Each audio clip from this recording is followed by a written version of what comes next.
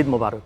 বাংলাদেশে এবং বাংলাদেশের বাইরে পৃথিবীর বিভিন্ন প্রান্তে যে যেখান থেকে চ্যানেলে দেখছেন আপনাদের সকলকে পবিত্র ঈদ উল ফিতরের শুভেচ্ছা। ঈদের বিশেষ তৃতীয় মাত্রা এবং এই বিশেষ তৃতীয় মাত্রায় আমরা প্রায় প্রতিনিয়ত চেষ্টা করি রাজনীতিবিদদের তাদের পরিবারের সদস্যদের সহ হাজির করবার জন্য এবং তার কারণও আমি বহুবার বিধৃত করেছি আপনাদের সামনে, আজকে পুনরাবৃত্তি করতে চাই না সময় বাঁচাবার জন্য। চলুন পরিচিত হই কারা আছেন আমাদের সঙ্গে। আমার টেবিলের একেবারে বা প্রান্তে রয়েছেন বাংলাদেশ জাতীয়তাবাদী দল বিএনপি চেয়ারম্যানের উপদেষ্টা এবং ঢাকা সিটি কর্পোরেশন দক্ষিণের প্রশাসক আব্দুস সালাম। তার পাশে এবং আমার পাশে আমাদের দুজনের মাঝখানে রয়েছেন ফাতেমা সালাম, মিস্টার আব্দুস সালামের সহধর্মিণী। তিনি নিজেও রাজনীতির সঙ্গে যুক্ত ছিলেন, একসময়কার স্থানীয় পর্যায়ের জনপ্রতিনিধিও ছিলেন তিনি। আমার ডানে রয়েছেন এই দম্পতির পুত্র সন্তান ফয়সাল সালাম এবং টেবিলের একেবারে ডান প্রান্তে রয়েছেন ওনাদের দুজনের পুত্রবধূ এবং ফয়সাল সালামের সহধর্মিণী রিফাত নিশু। স্বাগত আপনাদের চারজনকে এবং ঈদ মুবারক। আপনারা আপনাদের মতো করে দর্শকদের ঈদের শুভেচ্ছা জানাতে পারেন। আজকের ঈদের দিনে মিস্টার আব্দুল সালাম, আপনি যদি জনপ্রতিনিধি হিসেবে শুরু করেন, জননেতা হিসেবে। সবাইকে ঈদ উল ফিতরের শুভেচ্ছা। আশা করি নতুন করে যাত্রা শুরু হয়েছে গণতন্ত্রের। দেশের মানুষ 17 বছর যেরকম একটা অস্বস্তিকর অবস্থায় ছিল, এইবার মাননীয় প্রধানমন্ত্রী দেশনায়ক তারেক রহমান দেশের দায়িত্ব নেওয়ার পরে আশা করি যে যাত্রা শুরু হয়েছে, এই যাত্রায় মধ্যে দিয়ে আমরা সবাই নতুন একটা ইসে প্রবেশ করব এবং এই ঈদের মধ্যে দিয়ে সেটা যাত্রা শুরু হবে। আপনার পালা। আজকে ঈদের রাত আমার শ্রদ্ধেয় জিল্লুর রহমান ভাই তৃতীয় মাত্রা এবং চ্যানেল আই সহ সারা বাংলাদেশের শ্রোতা এবং দর্শকবৃন্দ সকলকে আমাদের পরিবারের পক্ষ থেকে ঈদ শুভেচ্ছা। সবার জন্য ঈদ আনন্দময় হয়ে উঠুক, সবাই সুন্দরভাবে ঈদ যাপন করে সুস্থভাবে সবাই ভালোভাবে ভালো থাকুন, এটাই আজকের দিনের শুভেচ্ছা। ফয়সাল। সবাইকে ঈদ মুবারক। আমাদের রামাদানে আফটার 30 days আমরা ফাস্টিং করার পরে আজকে একটা স্পেশাল ডে, ঈদ উল ফিতর। সবাইকে জানাচ্ছি ঈদ মুবারক। বাংলাদেশে এবং বাংলাদেশের বাইরে যারা আছে specially watching, thank you. And this is a legendary শোতে এটা আমার first time. Thank you for hosting me and thank you for having us. Eid Mubarak. Rifat. Thank you for inviting my family, first of all. সবাইকে ঈদ মোবারক। অবশ্যই আমার personally এটা খুবই একটা special Eid, কারণ আমি অনেক বছর পরে আমার শ্বশুর শাশুড়ি আব্বু আম্মু সবার সাথে ঈদ করব। আমার বাচ্চারা সবার সাথে ঈদ করছে আর ভাল লাগছে এই কারণে। কিন্তু একটু স্যাডও যে আমাদের ওয়ার্ল্ডে এখন একটা ওয়ার সিচুয়েশন চলছে, অনেক ফ্যামিলি এখন অনেক ক্রাইসিসে যাচ্ছে। So Eid Mubarak from my family to everybody's family, but also আমাদের ওইটুকু একটু কনসিডারেশন রেখে I am holding my thoughts towards them too. Thank you so much. Mister Salam, আপনি একটু পরিবার সম্পর্কে ধারণা, আমার যতদূর মনে পড়ে আপনাদের কন্যাও আমাদের এই অনুষ্ঠানে একসময় অংশ নিয়েছিলেন, তো সবাইকে কী করছেন যদি সবার একটু আপনি নিজেই ধারণা দেন আমাদেরকে। আমার তো এক ছেলে এক মেয়ে। তো আপনি তো রাজনীতিক, সহধর্মিণী ভাবি কি এখনো রাজনীতিতে আছেন নাকি? না, ও রাজনীতিতে ওইভাবে নাই। আপনার জন্য বিসর্জন। আমার জন্য প্লাস সামাজিক যে সমস্ত সব অবস্থা আসলে সব কিছু মিলে আর সময়ও হয়ে ওঠে না, সবাইকে দেখাশোনা করতে হয়, এর জন্য হয়ে ওঠে না। কাজে এখন অনেকটা ঘরকন্যার মতোই আছে আর কি। আর আমি তো আমার লাইফ যেভাবে ছিল সেই ছোট জীবন থেকে এখন ওইভাবেই শুরু। এখন আমার ভবিষ্যৎ হলো আমার সন্তান বসে আছে এখানে, আশা করি যে তার মধ্যে দিয়ে আমার ভবিষ্যৎ দেখব। ফসল কী করছেন? সফটওয়্যার, বেসিক্যালি সফটওয়্যার ইঞ্জিনিয়ারিং কাজ করেছি এবং এখন একটা সফটওয়্যার কোম্পানি আছে প্রাইডা সফট লিমিটেড, এটা নিয়ে কাজ করছি। রিফাত কিছু? আমি actually doctor, MBBS doctor, and আমি এখন ইউএসএতে অ্যাডজাংক্ট প্রফেসর হিসেবে আছি। আমি মেডিকেল অ্যান্ড নার্সিং স্টুডেন্টদেরকে ওখানে নাম করে। বাচ্চারা কয় বাচ্চা আপনাদের? আমার দুইটা টুইন ছেলে, ওয়ান সেট অফ টুইন। তো ওরা হচ্ছে 7 ইয়ার্স এখন। কি নাম ওদের? আমার বড় ছেলের নাম রাফায়েল সালাম আর ছোট জন হচ্ছে জেইন সালাম। সো আপনি একটু বলেন যে আজকে তো ঈদের দিন, ঈদের দিনের ঈদের প্ল্যান দিনের কি কি করছেন আপনারা, এবং বিগত কয়েক বছর তো একভাবে গেছে, এবার তো একটু অন্যভাবে এখানে সিটি অবশ্যই। নগর পিতা আছেন, সো আমি একটু বুঝতে চাই যে ঈদের দিনটা আপনাদের পরিকল্পনা কি? হ্যাঁ, থ্যাংক ইউ জিল্লু ভাই। আজ অবশ্যই এবারের ঈদটা একেবারেই ব্যতিক্রম এবং অনেক অনেক বেশি আমার মনে হয় যে স্বাধীনভাবে আনন্দ সহকারে আমরা ঈদটা উদযাপন করতে পারছি। আর আরও এটা হচ্ছে রাজনৈতিক পরিপ্রেক্ষিতে আমি কথাটা বললাম, বাট ফ্যামিলির দিক থেকে আমি অনেক আনন্দিত, বিকজ আমার ছেলে এবং ছেলের নাতি, ওয়াইফ সবাই আজ এবার ঢাকায় ঈদ করছি আমরা একসাথে। সাধারণত একসাথে ঈদ করা খুব কম হয়, মানে আমরাই উড়ে চলে যাই ওদের কাছে এবং ওখানে হয়তো ঈদটা হয়, বাট ওখানে ঈদ তো মানে বাংলাদেশের মতো না। বাংলাদেশে যেরকম আনন্দ হয়, যেটা আমরা ঈদের ধরেন 15-20 দিন বা 1 মাস থেকেই রোজার মাসটাই আমরা ঈদের মতো রোজা ঈদ উদযাপন আসলে করি। মিলেমিশে একই হ্যাঁ, রকম মিলেমিশে অনেক আনন্দ মানে এনজয়ফুল হয় আমাদের জন্য, আর ওইখানে অতটা হয় না। তো সো এটা একটা বাড়তি আমাদের আনন্দ যে আমার নাতিরা আমাদের সাথে ঈদ করছে। আর আরেকটা হচ্ছে যে হ্যাঁ, অবশ্যই আমি বলবো যে আপনি বলছেন যে নতুন প্রশাসক, এটা অবশ্য আমি ভাবি যে এটা একটা বিশাল রেসপন্সিবিলিটি, এবং আমাদের প্রাইম মিনিস্টার তারেক রহমান আমার হাজব্যান্ডকে যেভাবে মূল্যায়ন করেছেন, যেভাবে দায়িত্ব দিয়েছেন, আমি ওনার কাছে কৃতজ্ঞতা জানাচ্ছি, ধন্যবাদও জানাচ্ছি। কারণ ও তো ঢাকা সিটি ডেপুটি মেয়র ছিল, তো সুতরাং ঢাকাটাকে ও যেভাবে চিনে, যেভাবে কাজ করতে পারবে বা করেছে, তখন দক্ষিণ উত্তর ছিল না, তখন অবশ্য এক ঢাকা, ইউনাইটেড ঢাকা, এক ঢাকা ছিল, সেই ঢাকার ডেপুটি মেয়র ছিল এবং অনেক দায়িত্ব তখনও পালন করেছে। আর সবচেয়ে মজার কি, আমার আজকে খুব ভালো লাগলো, এই নগর ভবনের যখন প্ল্যানিংটা হয় এবং ভিত্তিপ্রস্তর মানে করা হয়, তখন আমার হাজব্যান্ড ডেপুটি মেয়র ছিল এবং ওর হাত দিয়ে ভিত্তিপ্রস্তরটা সাদেক হোসেন খোকা মেয়র না, না, তখন এটা ও তার আগে নাজির রহমান নাজির রহমান মালিক ছিল। না, নাজির রহমান সাহেব বোধহয়, নাজির রহমান সাহেব। ওই সময় ও ডেপুটি মেয়র এবং ওই সময় আমরা ভিত্তিপ্রস্তরটা ওর হাত দিয়ে ফেলছি।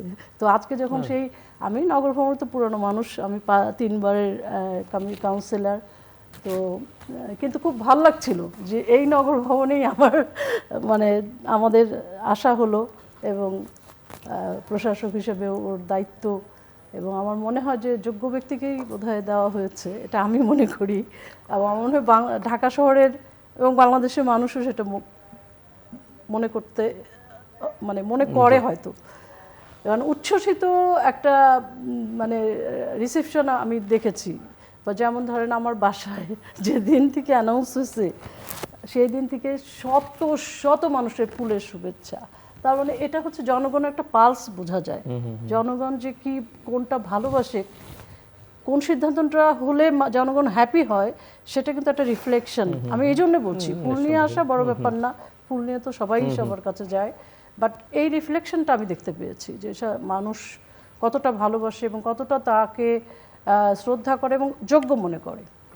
তো আমি আশা করি যে আজকে প্ল্যান কি কিভাবে ঈদের দিন কাটবে? আজকে প্ল্যান হলো আমার নাতি নাতদের সবাইকে নিয়ে আমরা ঈদ উদযাপন করব। সবচেয়ে বড় কথা যে ওরা আসবে, আমরা যাব, এরকম আর কি। মানে আমাদের বৌমাদের বাড়ি আছে, তারপর আত্মীয় স্বজনের বাসায় আমার নাতিরা আসবে, আমার এখানে ওরা আপাতত আছে ওর মার বাসায়, সেজন্য বলছি। তো সব মিলে এবারের ঈদটা একেবারেই অন্যরকম এবং খুব আনন্দময়, এবং সারা দেশের মানুষের তাই হোক, এটা আমি দোয়া করি। আর আমার বৌমা যেটা বলেছে ভেরি ইম্পর্টেন্ট, আজকে যে একটা যুদ্ধ, অসম যুদ্ধ বা যুদ্ধ যেটা হতে যাচ্ছে, সেটা কারোরই কাম্য না। আর এই রোজার মধ্যে যে এই যে একটা অস্ত্র নিয়ে মানে হোলি খেলা, এটা এত অমানবিক, এত বেশি মানতে খুব কষ্ট হয়। এটা জানা আপনার কাছে যে ঈদের দিনে নগরবাসী যেন স্বস্তিতে থাকে, আপনি যদি ছোট্ট করে, কারণ আলোচনাটাকে আমি ভারী কোনো অবস্থাতেই করতে দিতে চাই না, তারপর না, এটা তো দেখেন আসলে দীর্ঘদিন নগর ভবনটা বেওয়ারিশ ছিল এবং নগরের সমস্যাগুলো আস্তে আস্তে অনেক পুঞ্জীভূত হয়ে গেছে। এই ময়লা আবর্জনা জঞ্জাল, ইলেকট্রিসিটি ঠিক মতো নাই, ময়লার পরিষ্কারের মতোই নাই। তো এইগুলোকে মাননীয় প্রধানমন্ত্রীর দায়িত্ব দেওয়ার পরে এবং উনি প্রতিনিয়ত কিন্তু খবর রাখেন যে কি হলো। এবং আমি সবচেয়ে আজকে শেয়ার করতে চাই যে দেখেন এবার এই কিছুদিনে আবর্জনা এমনভাবে মুক্ত হয়েছে যে মাননীয় প্রধানমন্ত্রী খুশি হয়ে আমার যে যারা এই আবর্জনা মুক্তর জন্য যারা কর্মীরা যা কাজ করে উনি ওনার পক্ষ থেকে তাদেরকে ঈদ বোনাস দিয়েছেন এবং এটা আমি ওদেরকে দিয়েছি। তো এটা একটা বিশাল ব্যাপার। আর আমি আজকের এই ঈদের দিনে সবাইকে বলবো যে আমাদের আনন্দের জন্য, আমাদের উৎসবের জন্য যারা আজকে নিরবিচ্ছিন্ন পরিশ্রম করছে, কষ্ট করছে, তাদের এই পরিশ্রমটা যাতে আমাদের নাগরিক অবহেলার কারণে যাতে কোনোভাবে ক্ষতিগ্রস্ত না হয়। আমরা চাবো যে সবাই মিলে একসাথে নগরবাসী একটা সুন্দর ঈদ উদযাপন করব, এটাই আমরা চাই। এবং মাননীয় প্রধানমন্ত্রী আসবেন সকালবেলায় আমার প্রধান ঈদগাহে আসবেন, উনি আমন্ত্রণ গ্রহণ করেছেন। উনি একসাথে ইনশাল্লাহ আমরা ঈদের জামাত পড়ব। রিফাতের কাছ থেকে একটু শুনতে চাই যে আপনার পরিবার কি রাজনৈতিক ব্যাকগ্রাউন্ডের? আমি জানি না ঠিক। আমার আব্বুর নাম হচ্ছে মোহাম্মদ শাহাবুদ্দিন। উনি এককালে এখনো বলতে পারেন রাজনীতির সাথেই আছে।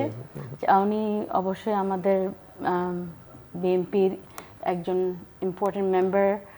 আর আমি নিজেকে রাজনীতির সাথে যোগ করি না কখনো, বাট আমার ফ্যামিলি সবাই রাজনীতির সাথে যোগ। ওকে, সো এই ফ্যামিলি, শ্বশুর শাশুড়ি, একটু ওনাদের সম্পর্কে বলেন। আপনি যেহেতু এই ফ্যামিলিতে যুক্ত হওয়া মেম্বার। আমি তো বাবার মেয়ে, মারও মেয়ে। আমার তো আর কিছু বলার নাই। আমি মেয়ে যেভাবে আছি। বাবা মাদের সম্পর্ক তো ছেলেমেয়েরা হয়তো ফসলকে বলতে বললেই বলবে বাবার এটা ভালো, মায়ের ওটা ভালো, বাবার এটা খারাপ, বাবা সময় দেয় না, মা এটা করে না। যেটা আমার সবচেয়ে ভালো লাগে, এদের অনুষ্ঠান তো আমরা একটু খোলামেলা আলোচনা করি। আমার যেটা আসলেই যেটা আমি বাসা থেকেও চিন্তা করে আসছি, আমি বলবো যে আমার এই দেশের জন্য আসলে তো বাবা তার লাইফ বলতে দিয়ে দিয়েছে। আর বাবা কিন্তু বলে তোমরা সেকেন্ড। তো যখনই আমরা ঈদ আসে আর আমার বাচ্চাদের বার্থডে আসে, বাবা দুনিয়ার যেখানেই থাকুক একদিনের জন্য আমাদের কাছে আসে। এই যে টাইমটা সে দেয় আমাদের জন্য, এটা অনেক ইম্পর্টেন্ট। আমার মনে হয় ইভেন ফয়সালও এই টাইমটা পায় নাই, কিন্তু আই এম ভেরি লাকি যে আমার বাচ্চারা বাবার কাছ থেকে এই টাইমটা পাচ্ছে। ইভেন মাও দেখেন, মার এত ভালো একটা পলিটিক্যাল ক্যারিয়ার ছিল, উনি প্রফেসর ছিলেন। সো এই সব কিছু কিন্তু আমার ছেলেদের জন্য কিন্তু সে অলমোস্ট, আমার অবশ্যই আমাদের নেফিউ যে ইথেন বাবু, ওর জন্য মা কিন্তু এখন তার লাইফটা কিন্তু এই তিনজনকে নিয়েই বেঁচে আছে। আর মানে আমরা হচ্ছে সাপোর্টিং রোলে আছি, মা কিন্তু খুব মজায় আছে তিনজনকে নিয়ে। তো এইটাই আমাদের ফ্যামিলি আসলে। এই তিনজন আমাদের ছেলে, আমাদের ফ্যামিলির স্টার।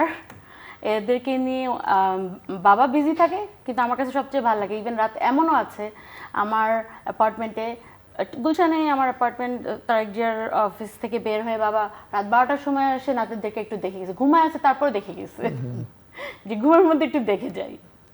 ঠিক আছে, ওদের সাথে সময় দিতে পারলাম না, কিন্তু ঘুমের মধ্যেও তাকে দেখে যায়। সো এটাই একটা, I feel very lucky. Political family তো আপনি নিজে যেহেতু পলিটিক্যাল ব্যাকগ্রাউন্ড আছে, ফ্যামিলি ব্যাকগ্রাউন্ড, সো অতটা সমস্যা নয় বোঝার জন্য। তারপরও ধরেন এখন তো একটা সুন্দর সময়, ভালো সময়, দেশে বিএনপি ক্ষমতায়, উনি আমার মনে হয় না যে, বাট পলিটিক্যাল যে ক্রাইসিসের সময় ওই যে জেলে যেতে হয়, পালিয়ে থাকতে হয়, সেই সময়গুলোকে তখনকার ফিলিংসটা দেখেছে, সেটাই বুঝতে চাই তার কাছ থেকে। আসলে শুধু বাবার ক্ষেত্রে না, আমার নিজের আব্বুর অনেক পলিটিক্যাল ব্যাকগ্রাউন্ড থাকার কারণে আমরা অ্যাজ আ হোল ফ্যামিলি অনেক ক্রাইসিস ফেস করেছি। আজকের থেকে না, আমি ইভেন মনে হয় মাঝে মাঝে আমি ফিল করি যে ফয়সাল যেহেতু দেশের বাইরে ছিল, আমরা কিন্তু অনেক ছোটোবেলার থেকে এগুলা ধাপে ধাপে দেখে বড় হয়েছে, যেটা আমাদের এখন মানে ট্যাকেল করতে এতটা প্রবলেম হয় না। মানে আসছে, ফেস করছি। এটা মানে পলিটিক্যাল ফ্যামিলিতে নতুন করে আসছি শ্বশুরবাড়ি দেখে না, এরকম কিছু না। এরকম এটা ওর সাথে একটু অ্যাড করি, ওর এক্সপিরিয়েন্স হচ্ছে শ্বশুরকে মাঝে মাঝে লুকিয়ে রেখেছে। এটা যদি লাইভ শোতে চলে যায় তাহলে তো নেক্সট টাইম খুঁজে বের করে ফেলবে। এটা তো বলা যাবে আশা না। করি আর ওই সময় যেন না আসে, আল্লাহ না ভয়ঙ্কর করুক, দিন আল্লাহ না না আসে। করুক, আসলেই। ফয়সালের আসলেই। বিয়ে কিভাবে হলো ফয়সালের? বেসিক্যালি বিয়ে তো it was arranged marriage. Arranged marriage হয়েছিল 10 years হয়ে গেছে।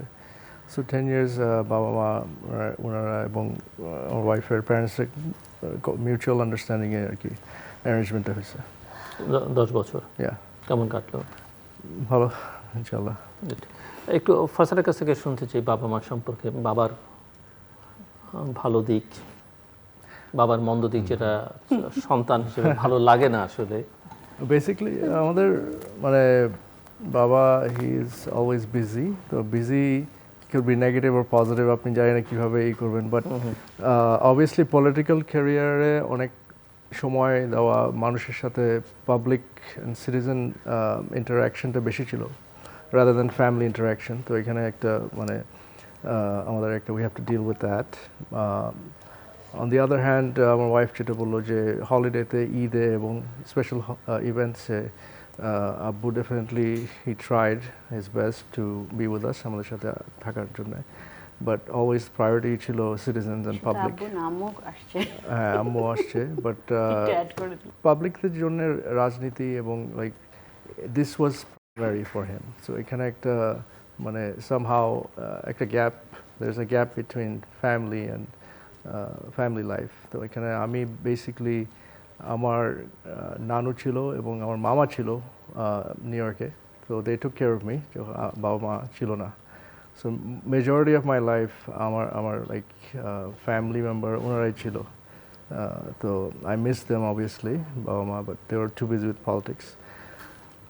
However, মানে it's also tough, but এখন একটা better time আসছে, hopefully এই টাইমটা লাস্ট করে, not for any political family, but এই ন্যাচারাল অ্যাসপেক্টটা যেটা আমরা দেখতে পাচ্ছি এখন, যে ফ্যামিলি একসাথে মুভমেন্ট করছে, ফ্রিলি মুভ করা যাচ্ছে, without any hesitation, without any মানে someone looking at you and spying on you, যে কি করছে, কোথায় যাচ্ছে। This is kind of freedom, আমরা যে ফ্রিডমটা অগস্ট 5th পরে যেটা আমরা what we're experiencing, খুবই মিসিং ছিল। হ্যাঁ এটা খুবই ইম্পর্ট্যান্ট, এটা সবসময় যাতে থাকে, নো ম্যাটার রিগার্ডলেস যে পার্টি থাকুক, ডেমোক্রেসি মাস্ট প্রিভেল, ডেমোক্রেটিক সিস্টেমে there should be no fascism. So এই জিনিসটা ইম্পর্ট্যান্ট, আই থিঙ্ক এই জিনিসটা এখন আপনাদের এই আমরা ফিল করতে পারছি। So we should be proud যে অগস্ট 5th পরে পলিটিক্যাল স্ট্রাগলের মাধ্যমে আমরা এটা অ্যাচিভ করতে পারছি। It is very important. So আমি একটু যদি বুঝতে চাই যে আপনার কি ধারণা, যতটুকু বাবাকে কাছ থেকে দেখেছেন, এই নগর পিতা হিসেবে বা এই যে সিটি কর্পোরেশন অ্যাডমিনিস্ট্রেটর হিসেবে কেমন করবেন তিনি, এবং অ্যাজ এ সিটিজেন, যদিও আমি জানি আপনি দেশের বাইরে থাকেন, বাট এই নগরের একজন হিসেবে কি প্রত্যাশা করেন ওনার কাছ থেকে? একই প্রশ্ন কিন্তু আমার রিফাতের কাছেও থাকবে, আপনার কাছেও থাকবে, এবং আপনি তো একসময় 3 বারের কাউন্সিলর ছিলেন, যে আপনি নগরের সমস্যা অনেক ভালো বুঝেন। সো উনি কেমন করবেন? আপনি ইতিমধ্যেই বলেছেন যে হয়তো ভালো করবেন, বাট আপনার স্পেসিফিক পরামর্শ চাওয়া। ফয়সাল শেষ করলে রিফাত, তারপরে আপনি। বেসিক্যালি আমার মাদার তো বললো যে আমার ফাদার অনেক বছর সিটি নিয়ে কাজ করেছে এবং ডেপুটি মেয়র ছিল। On top of that BNP শুধু না, I think general public, Dhaka city general পপুলেশনের সাথে অনেক এনগেজমেন্ট, ডিফারেন্ট কমিটিতে ছিল। He had vast experience, public engagement, মানে ইভেন শেখ হাসিনা টাইমও like it was very critical time. তখনকার সময় লাইক সিটির যেই কাজগুলি, মানে অর্গানাইজেশন, পার্টি অর্গানাইজেশন, পার্টির কাজগুলি ফ্রম আ সিটি লেভেল অনেক ভালোভাবে, I think he utilize that very well as an opposition leader. আর এখন ইভেন বিফোর দ্যাট যখন ডেপুটি মেয়র ছিল, তখন as a deputy mayor, I think এই এক্সপিরিয়েন্সটা ভেরি ইম্পর্টেন্ট। তো এখন ফিউচারে যদি আমরা দেখি, if you look to the future, I think এই অপরচুনিটিটা এখন বিগ অপরচুনিটি, ঢাকা সিটিকে কীভাবে বিল্ড করা যায়, ঢাকা সিটি সাউথ, আমাদের উই হ্যাভ মেনি ইস্যুসগুলি যদি ট্যাকল করা যায়, I think he should be able to do it very successfully, করতে পারবে, because he has the experience matters. এখানে যদি ইনএক্সপিরিয়েন্সড আপনি কাউকে দেন, দেন আই ডোন্ট থিঙ্ক এরা হ্যান্ডেল এবং নগরটাকে ভালো বোঝেন না, কারণ জি, এই জি, নগরের মধ্যেই তার বসবাস চলাচল, এক্স্যাক্টলি সেটা স্বাভাবিকভাবে আমরা আশা করতে পারি। জি, hopefully. And I think Tarique Rahman আমাদের prime minister, he has a vision, একটা প্ল্যান আছে, plan for Dhaka city, which is green city clean city campaign. তো এই গ্রিন সিটি ক্লিন সিটি ক্যাম্পেইনটা যদি আমরা ইফ উই ক্যান স্টার্ট, এটা বিগ প্রজেক্ট, বাট এটা যদি করা যায়, আই থিঙ্ক ঢাকা সিটি একটা লিভেবল সিটি হবে ইন দ্য ফিউচার। বাট এটার জন্য we have two basically do a lot of work, অনেক কাজ করতে হবে। And hopefully my father can do it successfully. Rifat, আসলে বাবাকে যে পজিশনটা দেওয়া হয়েছে, আমি মনে করি আমাদের বাংলাদেশের সবচেয়ে ইম্পর্টেন্ট পজিশনটা বাবাকে দেওয়া হয়েছে, বিকজ আমাদের এই কারেন্ট সিচুয়েশনে বাংলাদেশের পলিউশন, ট্রাফিকের জন্য নয়েজ পলিউশন বলেন, এয়ার পলিউশন বলেন, সব কিছুই we are like highest, which is not a good thing, which is a bad thing. তো এগুলো সব কিছুই কিছু না কিছুভাবে ওনার ইয়েতে আসে, বিশেষ করে ক্যাপিটাল সিটি। হ্যাঁ, আন্ডারস্ট্যান্ডিং। তো অবশ্যই এক্সপিরিয়েন্স আমাদের লিডারদের মধ্যে অনেকেরই আছে, আমাদের কিন্তু লিডারের অভাব নেই, অলমোস্ট সিনিয়র লিডার কিন্তু অনেক আছে। কিন্তু আমি সিনিয়র লিডারদের মধ্যে এখন বাবাকে কেন আমি মনে করি যে he is capable, because acceptance of new ideas and new generation is very important. কারণ এখন যে টাইপ অফ ট্রেন্ড চলছে, you have to listen to the young generation. আমি এটা কেন বলছি, আই এম দ্য ইয়াংগেস্ট বলতে গেলে আমার ফ্যামিলিতে, কারণ আপুও বড়, ফয়সালও বড়। বাবা কিন্তু আমার আইডিয়াটা নেয়, so I M a representative of the young generation.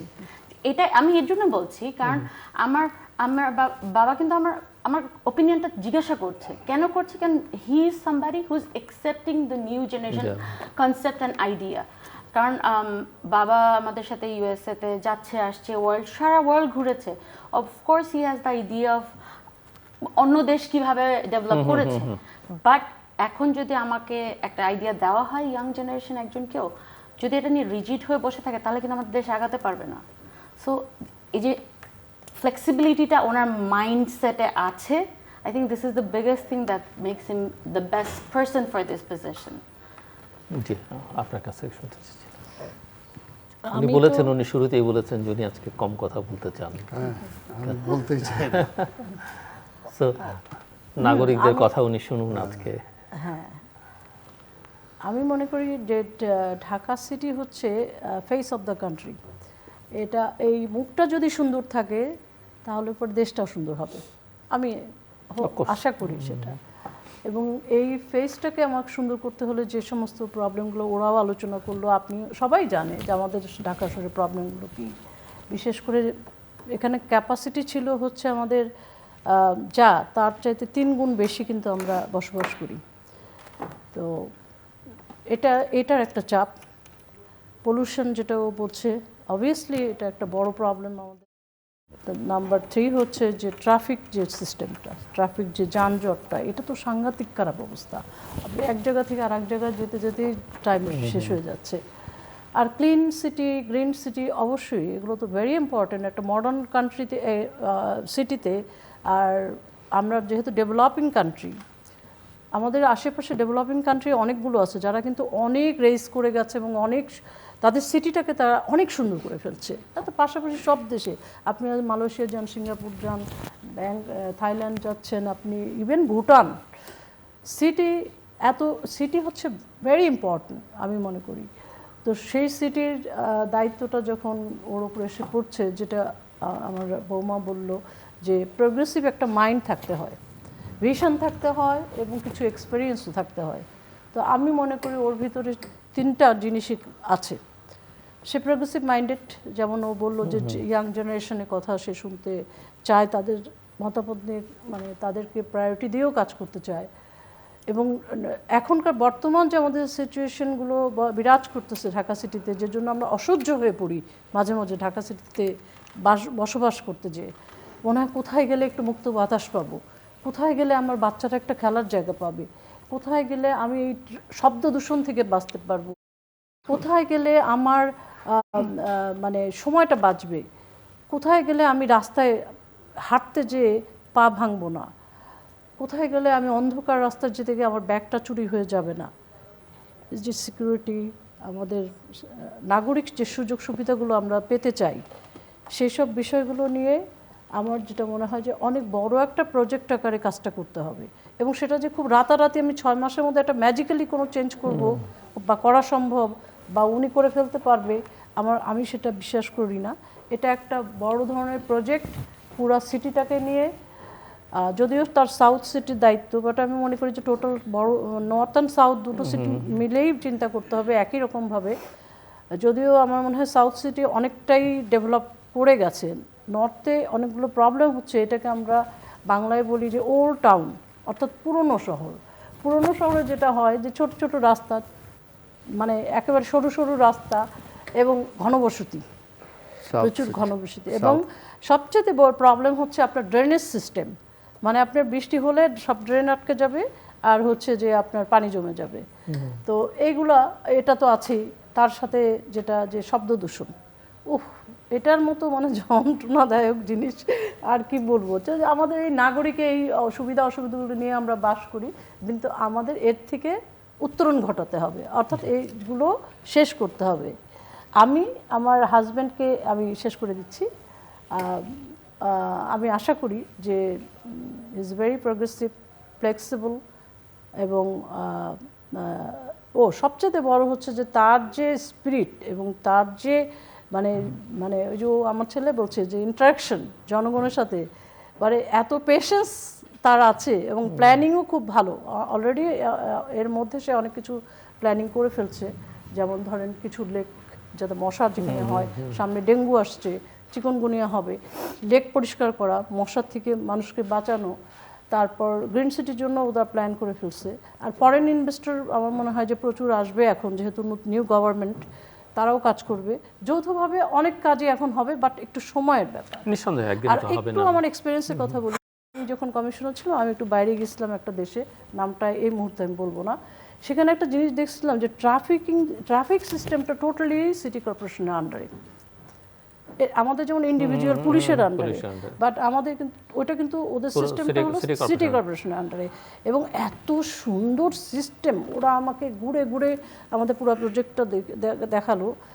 I was so মানে সারপ্রাইজড হয়ে গেছিলাম যে how they control the whole city traffic সিস্টেমের। তখন থেকে আমার মাথায় ছিল যে যদি মিস্টার সালাম, আপনার কাছে আমার একটা প্রশ্ন, যে আমার যতদূর মনে পড়ে, যদি আমার ভুল না হয়, যে বিগত সরকার যখন সিটি কর্পোরেশনকে দুভাগ করলো, অনেকে আপত্তি করেছিল, আপনারাও সম্ভবত আপত্তি করেছিলেন।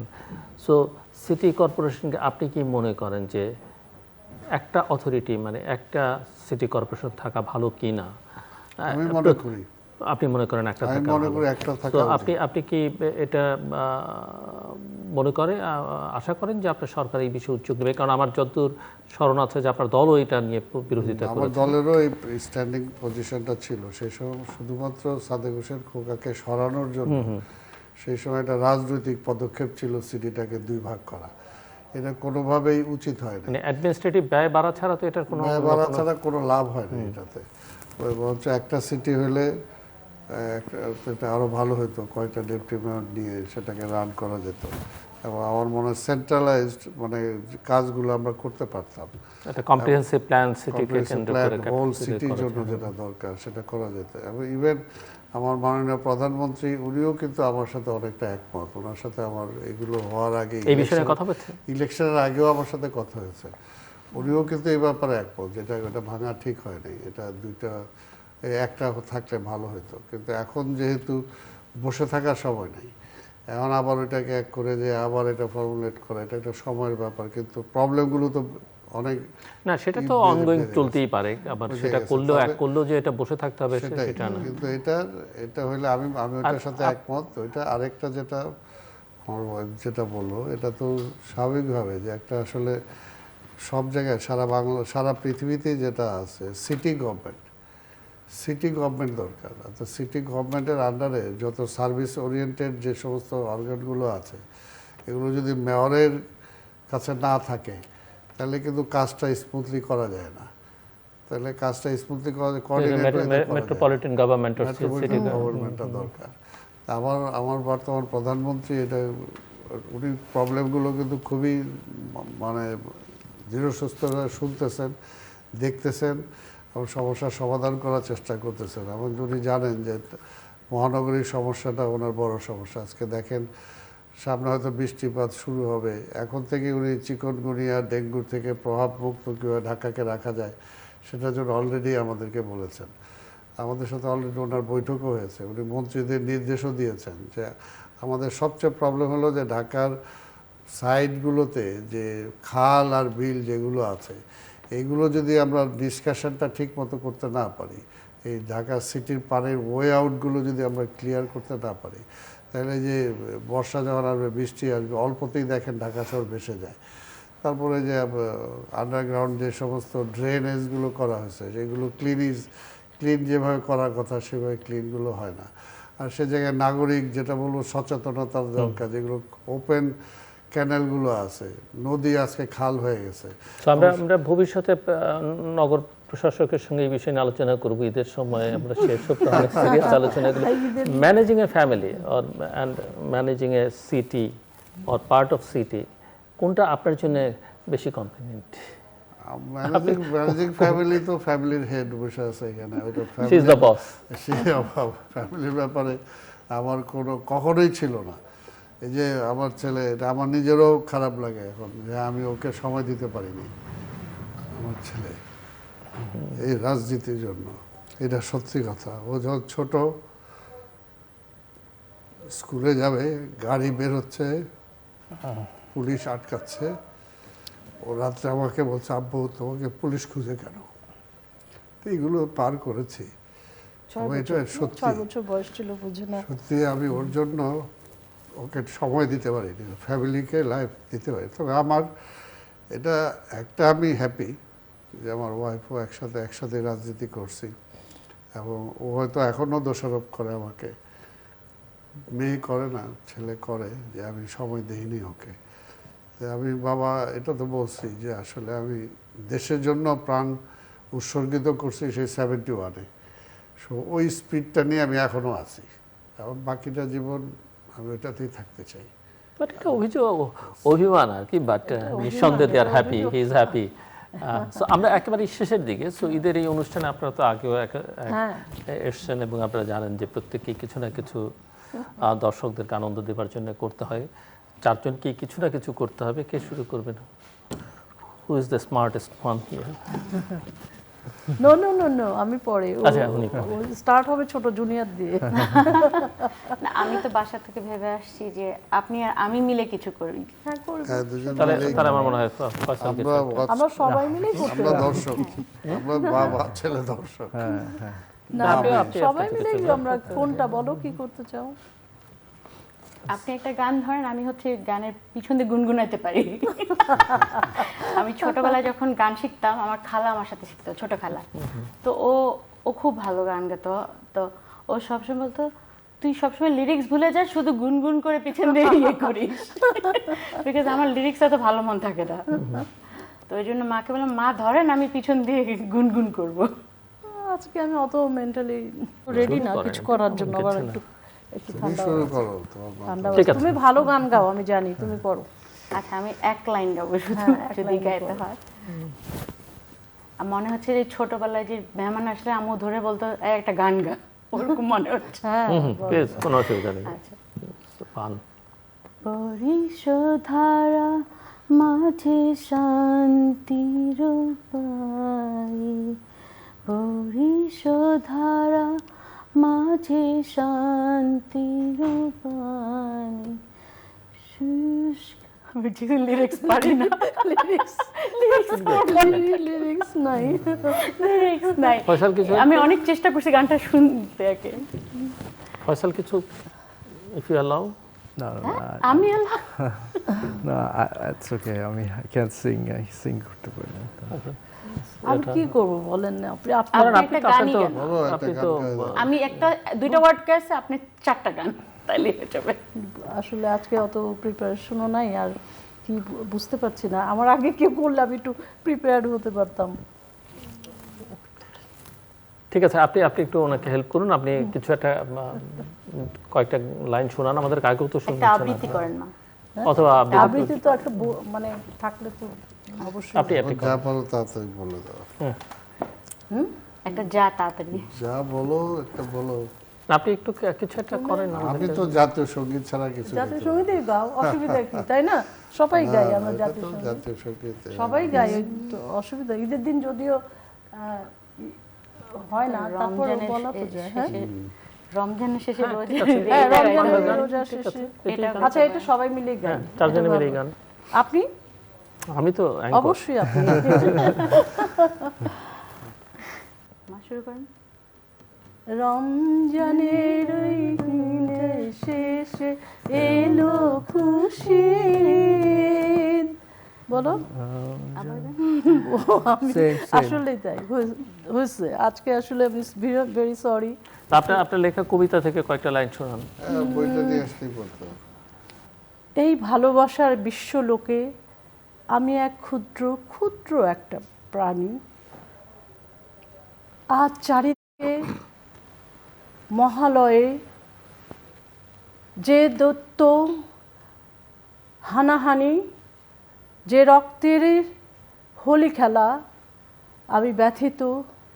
আমি একটা ছোট্ট প্রাণী, আমি ভীষণভাবে কাতর, ব্যথিত। আমার হৃদয় ভেঙে চুরমার হয়ে যায়। একে কি বলে সভ্যতা? আমরা অনেক সভ্য, আমরা বিংশ শতাব্দীর সভ্য নাগরিক হিসেবে, জাতি হিসাবে, মানুষ হিসেবে নিজেদের দাবি করি। আমি এক ক্ষুদ্র প্রাণী, আমি খুঁজে পাই না কোথায় সেই সভ্যতা, কোথায় সেই আমাদের এত ভালো ভালো চিন্তা, পৃথিবীকে বাঁচানোর কত রকম সেমিনার, পরিবেশ বাঁচানোর কত চিন্তা, কত অর্থ ব্যয়, কোথাও আমি খুঁজে পাই না। আমি ব্যথিত, তবুও আমি আনন্দিত, আশাবাদী। আমরা ইনশাআল্লাহ জয় করব মানবতার Thank you. ধর্মকে। Thank you. একদম ইনস্ট্যান্ট। 30 সেকেন্ডস আপনার জন্য শেষ করতে হবে আমাকে। আমি সবাইকে, ঢাকাবাসীকে ধন্যবাদ জানাই। ঈদ সবার জীবনে শান্তি বয়ে আনুক, সবার সুখে থাকবেন, ভালো থাকবেন, নগর পরিষ্কার রাখবেন। ধন্যবাদ। থ্যাংক ইউ রিফাত নিশু, ফয়সাল সালাম, প্রফেসর ফাতেমা সালাম এবং মিস্টার আব্দুল সালাম। দর্শক, কথা বলছিলেন ঢাকা সিটি কর্পোরেশন দক্ষিণের প্রশাসক আব্দুল সালাম এবং তার পরিবারের সদস্যরা, সহধর্মিণী, পুত্র পুত্রবধূ, এবং তাদের জন্য আমাদের শুভকামনা।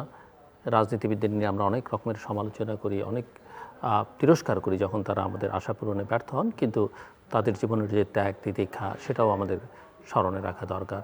আমরা, ওনারা যেহেতু এখানে কথা বললেন, আমরা ঢাকা নগর নিয়ে অনেক বেশি কথা বললাম। আশা করি এই নগর সবুজ হবে, এই নগর দূষণমুক্ত হবে এবং একটা সুন্দর সিটি, যেটা বাংলাদেশের মুখচ্ছবি হিসেবে আমরা ভবিষ্যতে দেখতে পাবো এবং পৃথিবীর অন্যান্য দেশের মানুষের সামনে তুলে ধরবার চেষ্টা করতে পারবো। আমাদের সঙ্গে থাকবার জন্য অসংখ্য ধন্যবাদ। আপনাদের সবার জন্য শুভকামনা। ঈদ মোবারক।